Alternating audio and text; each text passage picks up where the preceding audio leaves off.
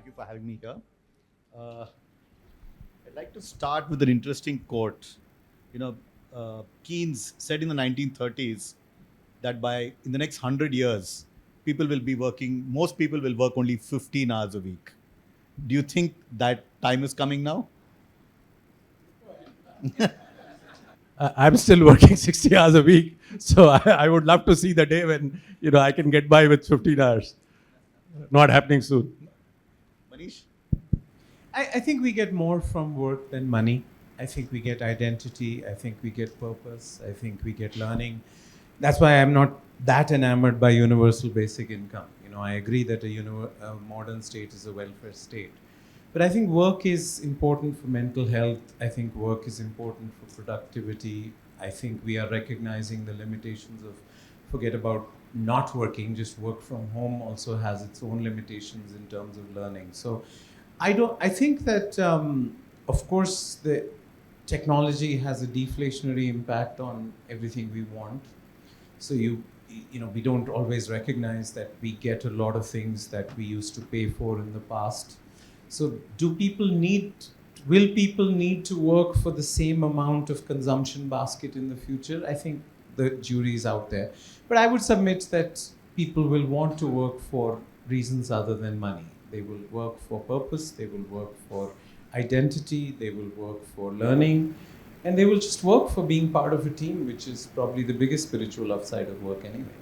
Yeah, in fact, that's very interesting because Keynes also said that the Adam in us will want to work. The Adam in us is satisfied when we work 3 hours a day, which translates to 15 hours a week. But the rest of the time, we do what we want to do.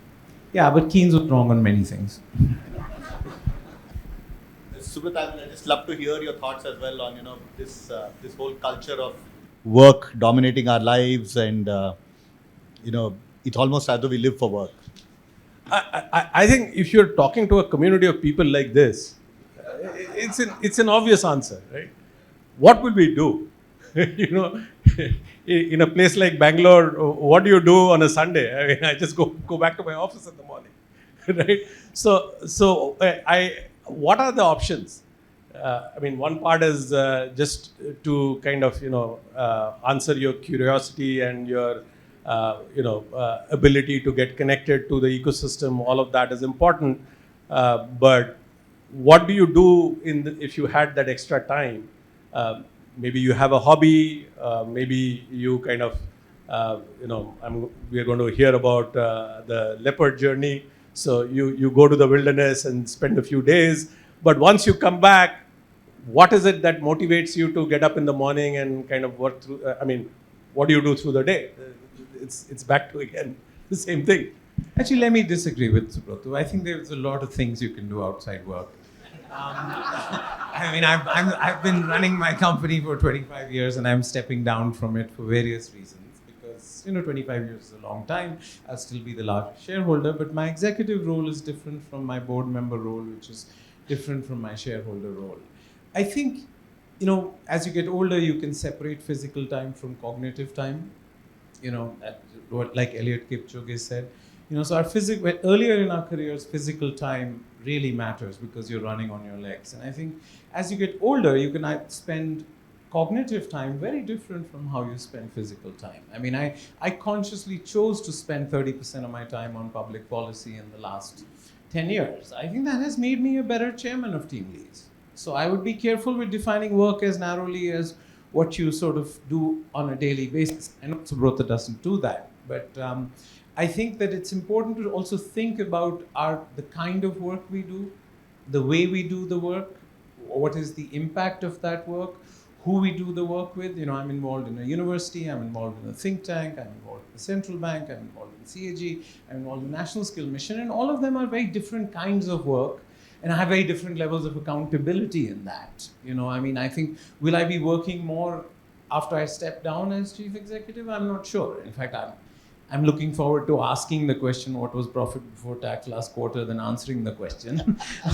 But I'm not sure it'll be less work in an overall context. That's what I was meaning. How do you, at least I can't imagine myself, relaxing or doing something which is not, intuitively taxing your gray cells a little bit. And that is work to me. I mean, I guess like Manish is saying, it doesn't mean that I'm actually working with a company all the time, or I'm just, maybe It could looking be at not the non-compensated work. Yeah, I mean, In a maybe university, maybe even that is compensation, because that sort of spiritual now. helps in some other dimension of your life. But it is work. I mean, I think we are again. I'm sure you can go to a pool of people who would rather not work. But if you're talking to the genre of people that we are used to, associate with, work is what defines us. So those were the more philosophical questions, but now coming back to the topic that is on top of everybody's mind, where do you see AI heading? Combination of AI and robotics, it's really putting a lot of fear into people's heads, right? Do you really see it changing the landscape of jobs? Will the number of jobs reduce? I mean, it's probably hard to tell, but every time there is a shift in technology, it probably creates more opportunities than it takes away, right? So with that kind of a lens, I feel like jobs will be different in the future, but it may not be less. It could potentially be a lot more, because now every employee can probably get the mundane stuff done very, very quickly, and therefore free themselves up to now think about the little bit more strategic thing that they can do, which they couldn't have gotten to till maybe hour 7 of their day. Now they can get to hour 3 in the day. So I think that the type of work that we are going to see will sort of evolve as AI takes more and more realistic. I think AI is still pretty much in its infancy. If you do a 10-year fast forward, there'll be a lot of sophisticated stuff that can be now given over to AI, and therefore you can, as the human, be the more strategic way of kind of directing how this AI is going to work.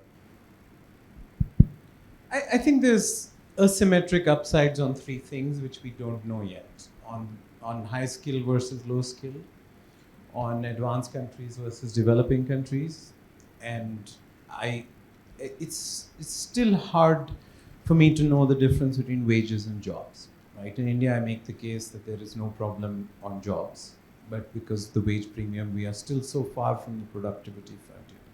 So I think, will AI make bring low skill people to the median, or will it make high skill people unbeatable? Right? We are already living in a superstar economy in sports, in music. We're starting to get to a superstar economy in technology where it's a winner take all. So I'm not sure whether AI brings low skill people to the average, in which case it will be wonderful. It helps people who don't know how to write well write better. It helps people to do many things who are low skilled to bring them to the median. But it could also make superstars uncatchable. In that case, the inequality impact of AI will be different. I think on wages, it will be deflationary. It won't be deflationary on jobs. I think as of now, there are many skills which humans do, and AI is good at sort of systems one thinking, which is logic. It's not good at systems two thinking, which is more deliberate, more creative. But there's a large part of humanity employed in system one thinking.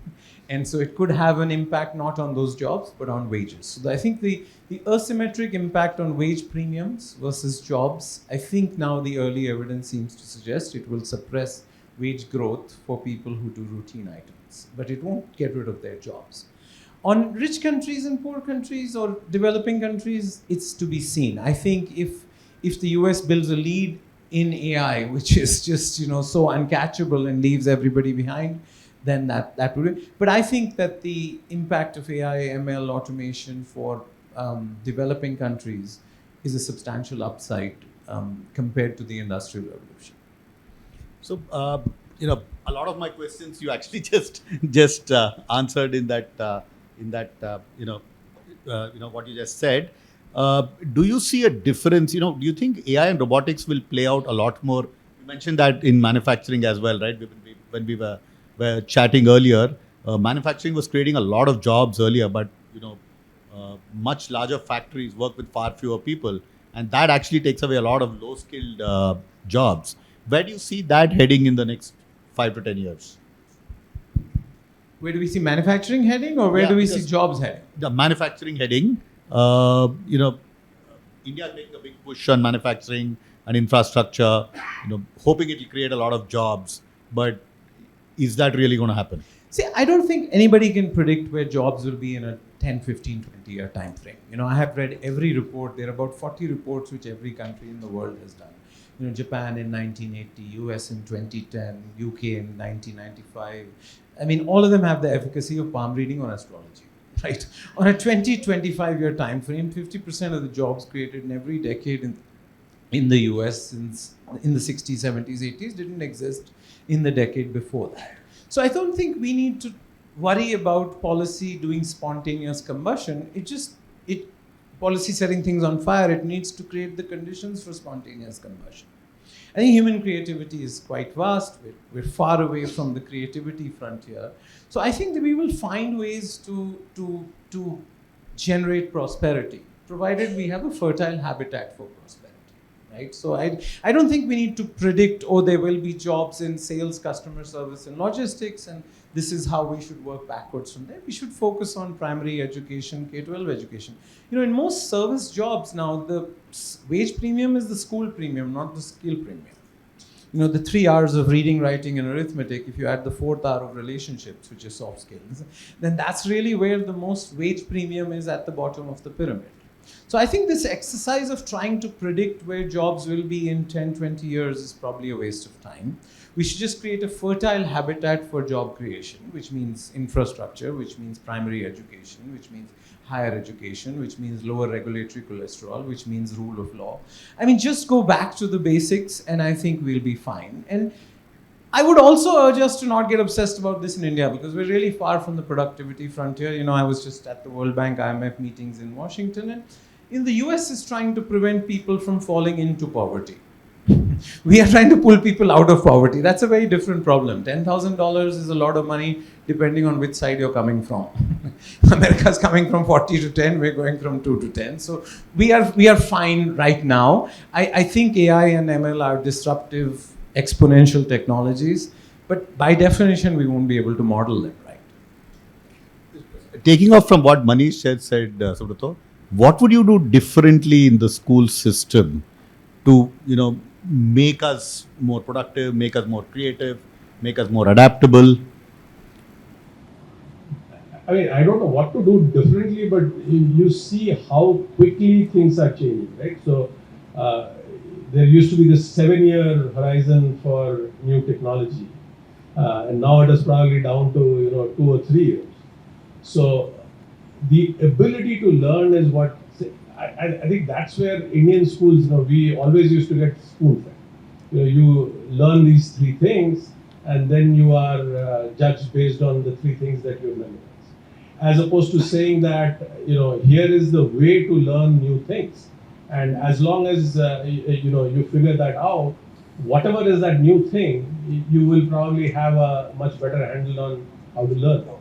So if we could somewhere change the system to kind of be a little bit more adaptive towards that, and it's a big thing, because literally several tens of millions of kids are going through every class every year. So how do you kind of make them more learnable, coachable, as opposed to give them, this is what you need to learn? Because that I believe is the way to change the system. Manish, I don't fully agree with Subrata, because the schools he went to, or the CEO or Satya Nadella went to, are the schools we're talking about, right? I mean, it's not a particularly new insight that education is not the filling of a bucket, it's the lighting of a fire. William Butler Yeats said that 100 years ago, right? Obviously, the CBSE and the board system was the filling of a bucket. I would not throw away filling of a bucket. We just had a conference with US and Indian principals at the Central Board of Education, and American principals want to be Indian schools, and Indian schools want to be American schools. They envy our discipline and our rigor and our exams, and Indian schools envy the creativity and the open-endedness of it. So I think the madhyam between rigor and creativity is really what education has always been about. There is my favorite question to all school principals is, do you think there's a value in learning tables? And half the world thinks it's a complete waste of time, and half the world thinks that there is a value to developing your muscles. It's like exercise. And so I think that I'm in the camp that it matters. So I would say that school education is, if you want to know, and don't ask a barber if you want a haircut, read NEP. The new education policy then has recognized that the Indian system had gone too far towards filling a bucket. But it also recognizes there's some value to that. So I would say that NEP breaks down the barriers between education, employment, and employability. It's a 15-year, 20-year roadmap. It's obviously, you've started seeing some changes in how CBSE is going to do assessments. You've started seeing connectivity between one-year certificates, diplomas. I mean, how will employed learners be more than full-time learners? India may be the first country where employed learners, because we have we have 4 million kids coming out of college every year, but we have 250 million kids in stock. So education systems tend to focus on flow, but India needs to focus on stock also, because many kids join the labor force prematurely without the skills or the education that we will need. So repair, prepare, and upgrade is a continuum that we need to think about, right? So I think that the Indian education system needs help, but I wouldn't say that we should idealize some education system. Everybody wants to be Finland or Singapore or something like that. I mean, there are more people in Koramangala than Finland. So, so let's just be careful with idealizing popcorn stands or stuff like that. Yeah, I mean, you cannot get creativity unless there's rigor. And we can say what we want, but unless we know the tables. Yeah, but there's a balance which sometimes you get right and wrong. And the balance is super important on that. If we don't get the balance, when you look at the edtech startups, Subrata, you've seen a ton of them, you've seen them grow, you've seen them fail. Where do these startups need to go to create better education at the school level? Because that's the most fundamental part of education. At college level, you've already learned how to learn. You can continue growing, you can continue learning. But what can these companies really make a difference at the school level? Especially with the government schools. Manish spoke about that as well. These schools are so poor. Kids don't learn anything. They don't learn the rigor. They don't learn the creativity. They learn nothing. So I mean, obviously, I don't know what that school looks like, because it's very hard to imagine if you don't have a teacher at all. What are those kids doing that entire day? But it could actually be quite interesting if you don't have a teacher. Assuming they have access to a mobile phone or some such way of getting information out of the system, I'm sure there is innovation within those kids to kind of start challenging each other to say that, how do we solve this math problem? The same tables thing. How do we do nines, which is different from 11s? I'm sure these kids are going to, the hole in the wall kind of experiments have all kind of pointed to the fact that if you leave them with access to some amount of information, they will actually become innovative about how to use it. So it almost seems to me that the teacher is the challenge, right? And again, I don't know what kind of teachers are out there today.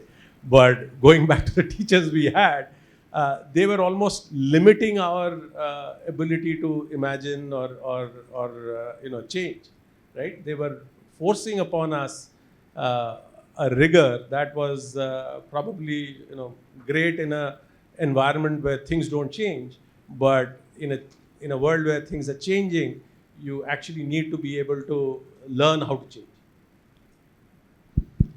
If your question is specific to government schools, it's quite obvious. We have spent the last 20 years on three things. We have raised teacher qualifications, we have raised teacher salaries, and we've made class sizes smaller. but we haven't got learning outcomes. The two problems with government schools are performance management and governance. There is no fear of falling and hope of rising, which is really performance management. And governance is allocation of decision rights to create performance management. So I think we shouldn't waste more time in government schools talking about hardware or talking about teacher salaries or teacher qualifications. If you create a fear of falling and a hope of rising, which is much harder to do given the political economy of teachers, but just because it's hard doesn't mean you should solve things which are easy, which don't matter. So I think that, and this is the same problem with ITIs, this is the same problem with employment exchanges, and some problem is the same problem with government hospitals. So I think the civil service reform, if you want to think about the public provision of services, is really an important unfinished agenda, which applies to government schools as much as it applies to ITIs, as much as it applies to employment exchange.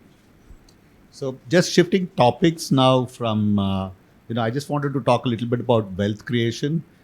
Like we were talking about it, there is a lot of wealth creation which happens in the startup ecosystem for founders and for managements. What sort of models, Manish, particularly you've seen in the old economy where there is wealth creation happening outside of the founders?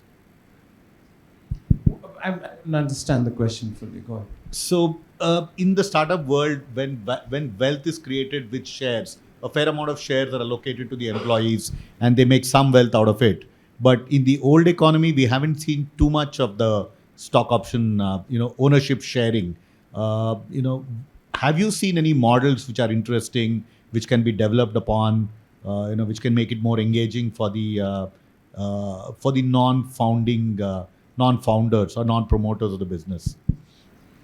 I mean, I think that's hard for me to say because you don't get rich on a salary, you get rich on equity. And I think salaries have obviously been marked to market across all aspects of the economy. So I don't know what you define as, my dad was in the police, so everything here went from his sort of retiring salary or everything is upside from there. So I'd say that it is a competitive market for talent. I think that the more adult supervision that you're bringing into all kinds of companies, and as I said, I would be careful now between the distinction between old economy and new economy companies, because every company is a technology company, and you sort of campaign in poetry and you govern in prose, as we are learning in these elections. But that's true for business plans, right? We write our business plans in poetry and you execute them in prose. So I think there are a lot of, I think 50% of the listed stock market being owned by entrepreneurs is too high. I mean, and it's counterintuitive, the 12 companies and the 28 companies which we forced into bankruptcy at RBI when IBC was first launched, the promoters owned 75% of the company. So you would think that people who own 75% of the company would act differently than most of the founders that, I don't know, Sachin had 8% or 5% when Walmart, 5 or 6, and that was worth so much more than 75% of a bankrupt company.